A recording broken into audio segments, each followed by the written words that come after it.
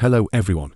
In our 2-minute revision lesson today, we shall be discussing the topic questionnaire from research methods. A questionnaire is a set of written questions used to collect data from participants.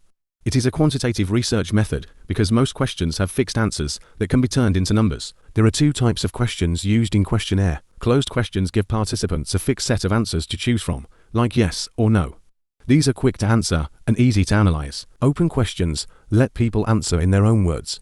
This gives richer data, but it takes longer to analyze and can be harder to compare. Questionnaire are often self-report tools, meaning the participants answer questions about themselves.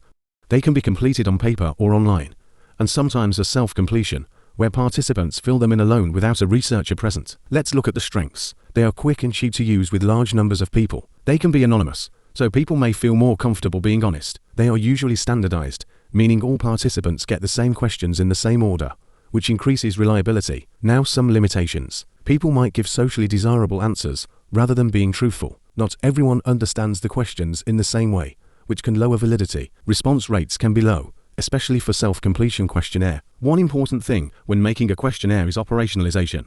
This means making sure each question clearly measures what the researcher wants to study. For example, if studying anxiety, you must define it in a measurable way, like how often do you feel nervous in social situations. Pilot studies are small test runs to make sure the questions are clear and work well. Researchers can then change confusing questions before the real study. In short, questionnaires are useful tools for collecting large amounts of data, but researchers must design them carefully to ensure the data is valid and reliable. Dear students, remember the resource is always here for a quick, easy revision whenever you need a boost. I hope this was helpful. Thank you.